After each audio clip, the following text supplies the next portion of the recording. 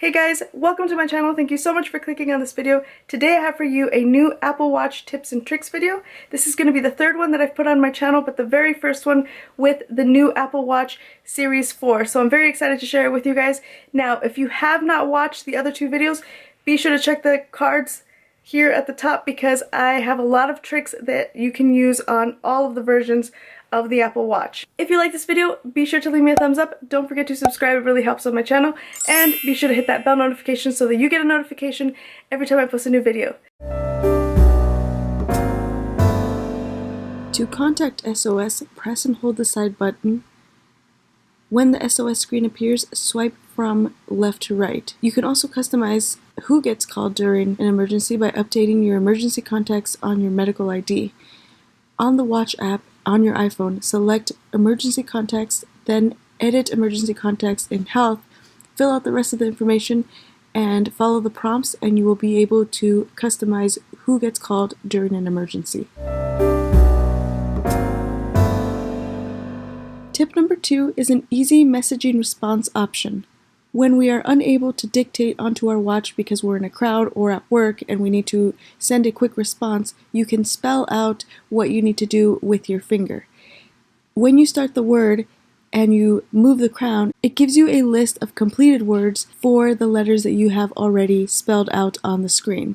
This is very helpful in that it shortens the amount of time that it takes to get through sending a text message.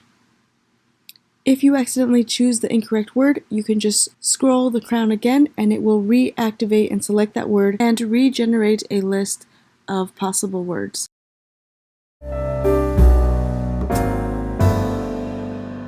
Tip number 3 is a question I get all the time, and that is how to change the app view options. On your watch, when you see the apps, simply force touch and then it'll give you a grid view or a list view option.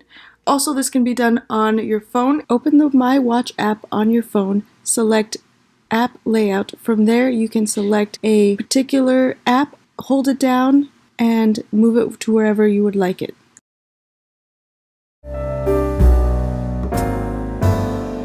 I prefer to keep my wake screen off upon wrist raise because I feel like it helps with battery life. In order to adjust this, select Settings on your Apple Watch, go to General, then Wake Screen, and here you have multiple options. Wake Screen on wrist raise will activate it so that every time you turn your wrist or lift your arm, you will see the screen light up. There are other options within that where you can scroll the crown and that will wake up your Apple Watch as well.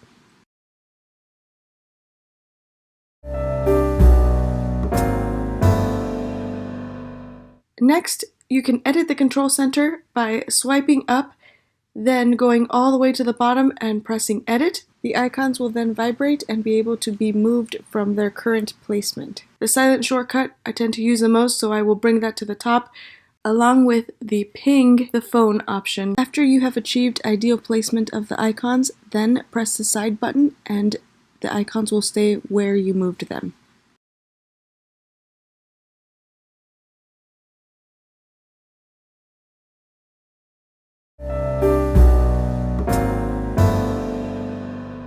Tip number 6 is how to adjust the volume. This is an easy one, but this is also one that I have ran into other Apple Watch users and they have not actually used it. So what you want to do is when you have anything playing on your phone, you can turn the crown to adjust the volume up or down. The volume can be adjusted for any audio playing on your Apple Watch or iPhone, such as a video from YouTube or a song from any app.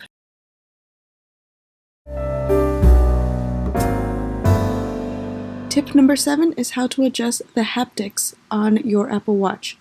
On the watch, go to Settings, select Sound and Haptics, scroll down using the crown, and select Prominent. The default option is a very mild tap on the wrist, and when you select Prominent, it's more of a double tap with a vibration, so I prefer that in order to be able to be notified when I get a notification.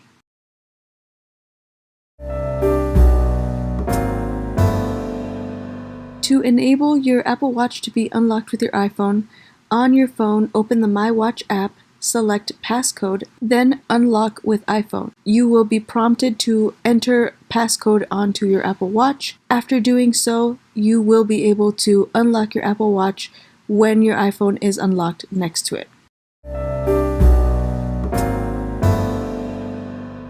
To activate fall detection on your Apple Watch, open the My Watch app on your iPhone, select Emergency SOS, then enable fall detection.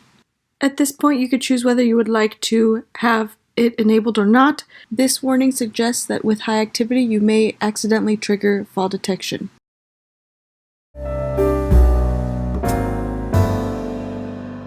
The last tip on this video is one that I use all the time, and that is the Do Not Disturb option. Swipe up from the bottom of the screen, select the small moon, which is the Do Not Disturb. From here, it has multiple options. You can have it on, so it does not disturb you at all, on for 1 hour, on until this evening, or on until I leave. And on your cell phone, it will show the calls and notifications will be silenced until the phone is unlocked, or until the selected time, in this case 1 hour from the current time. Thanks so much for watching, and I will see you guys in the next one. Bye-bye.